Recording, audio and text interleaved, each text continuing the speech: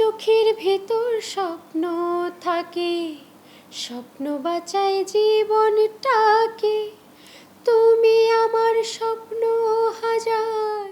যখন কুমার শানুদার সঙ্গে গেলাম রেকর্ডিংয়ে, সে নিজে বলল তখন যে সে বাংলাদেশের ছেলে। আমাকে গানের কোন জায়গায় রাখবে বা উনি কোন জায়গায় গাইবে এগুলো সব উনি ঠিক করে দিচ্ছেন। এগুলো না আসলে অনেক শিক্ষণীয় ব্যাপার, মানে যেটা আমি বাংলাদেশে পাইনি। রেকর্ডিং টাইমে গেলাম, তখন তারা কোনোভাবেই বুঝতে দেয়নি যে সে একজন কুমার শানু, সে একজন উদিত নারায়ণ বা সে একজন নচিকেতা দা। মানে এমনভাবে ঢুকছিল, মনে হচ্ছিল একজন কোনো রাজা ঢুকছে, মহারাজা ঢুকছে। আমি শ্রদ্ধেয় শিল্পী কুমার শানু, উদিত নারায়ণ, শানদা, নচিকেতা দা এবং জাভেদ আলীর সঙ্গে প্রায় 5টা গান করে ফেলেছি। রেকর্ডিং কমপ্লিট মুম্বাইতে। এখন ভিডিও করার পালা, কিংবা এগুলো সিনেমায় যেতে পারে। পথ চলাটা বলবো 5-6 ইয়ার্স।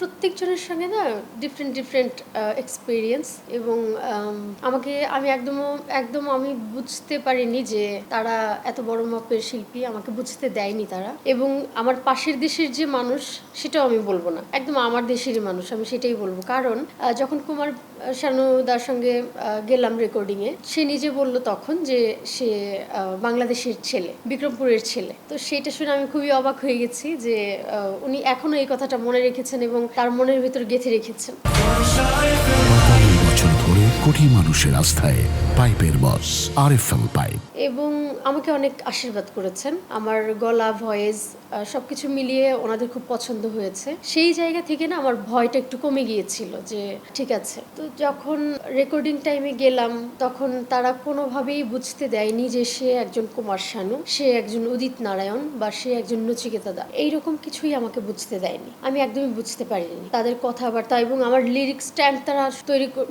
ঠিক করে দিচ্ছে, এবং আমাকে কোন জায়গায় গানের কোন জায়গায় রাখবে বা উনি কোন জায়গায় গাইবে এগুলো সব উনি ঠিক করে দিচ্ছেন।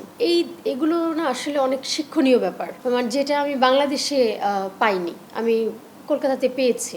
যদি বলি শ্রদ্ধেয় শিল্পী কুমার শানুর কথা, উনি যখন আসলেন রেকর্ডিংয়ে, একদম মানে বোঝাই যাচ্ছিল না ওনার ভয়েসটা যেরকম, উনি ঠিক সেরকম শক্তিশালী। মানে ধুমসে হাঁটা শুরু করে দিয়েছে, মনে হচ্ছিল ভেঙে বোধহয় বাইরে চলে যাবে, স্টুডিওর ভেঙে বাইরে চলে যাবে। তখন না, সে স্ট্যান্ড বাই এসে দাঁড়ালো। মানে এমনভাবে ঢুকছিল, মনে হচ্ছিল একজন কোনো রাজা ঢুকছে, মহারাজা ঢুকছে এরকম। এবং ঢোকার সাথে সাথে সে গানটাকে কিভাবে কি করবে, কোত্থেকে কোথায় কি নেবে, সেগুলো সব ঠিক করে নিল। এবং আমাকে তার পাশে, আমি যখন তারপরে আমি রেকর্ডিং করলাম, আমার সাথে সাথে তো উনি ছিলেন। আমি কতটুকু গাইবো, কোথায় কোন জায়গাটায় ছাড়বো, কোন জায়গাটায় গাইবো না, সেগুলো আমাকে বুঝিয়ে দিচ্ছিলেন। এবং আমি একটু দূরে দাঁড়িয়েছিলাম, উনি তখন আমাকে হাত টেনে বলে আর একটু কাছে আসো, না হলে তো হবে না, গান করতে হবে তো ভালো করে।